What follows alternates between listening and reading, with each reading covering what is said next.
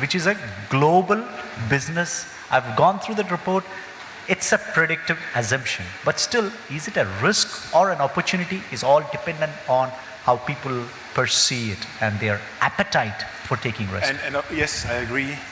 If we take the focus back or towards insurance, have you seen any real use cases, or are we just playing around?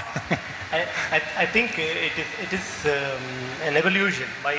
The Web 3.0 and Metaverse are both an evolution. I think it's a matter of time. They will see there. I see three types of dimensions of usage of Metaverse itself. First dimension is the new avatars and digital twins that are coming up. And I think the more and more they become more prevalent, the risks associated with will also be more prevalent. Today, we already hear some people lose 200 billion keeping it in their cryptocurrency and forgetting the password. Now, it's such a basic risk, but today it's uninsured, right? There is nobody to insure it, and it's such a large loss for anyone. Be it 200 billion or 20 dirham, it doesn't matter. Now, the second dimension of it is that I think this whole Metaverse and Web 2.0 can help to improve the way insurance is doing business today. It can improvise how we sell, it can improvise how we service our customers, how we perform our claims. Pretty much entire value chain can completely transform.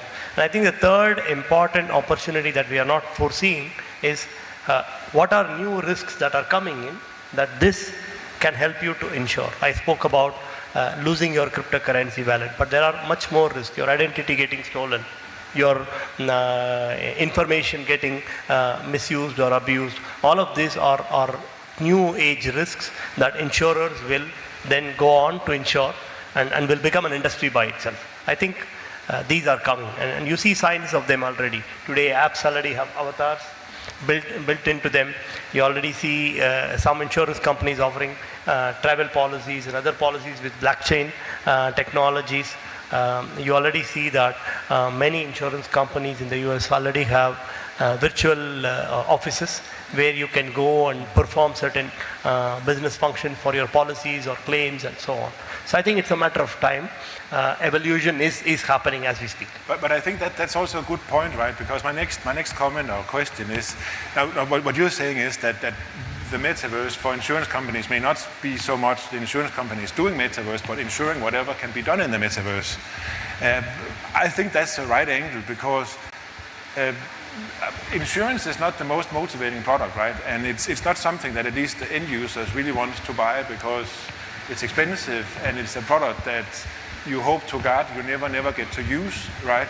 So do you think, Lara, do you think that there is there any a case for insurers building a metaverse for the users? Actually, I just had one when he was talking. Okay. I just had one in mind, because it reminded me back in 2015 when I was at a demo day in London, and there were some Insurtechs presenting, and there was an Insurtech that was launching this product about ensuring the fact that you're missing an event, missing a concert.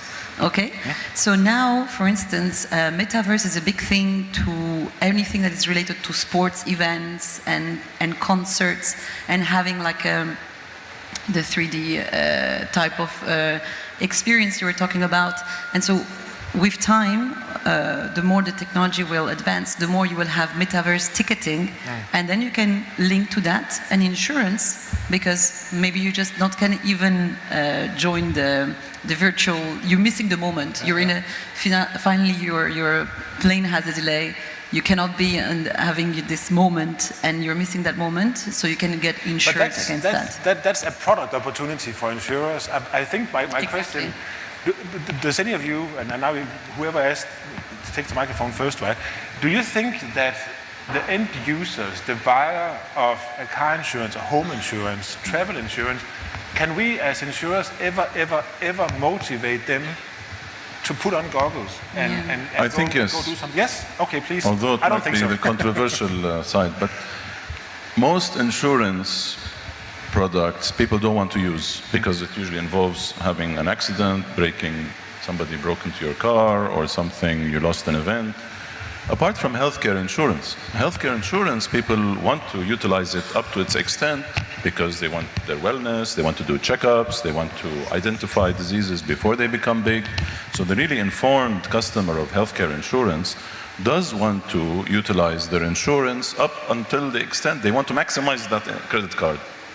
And so having a virtual telehealth space where a customer can connect to a doctor, get the regular telehealth checkups, you have remote monitoring devices, check their blood pressure, check their blood glucose, all of these things, and they check in, they see this doctor. It is a more interesting, exciting experience than the video, Zoom calls and video calls.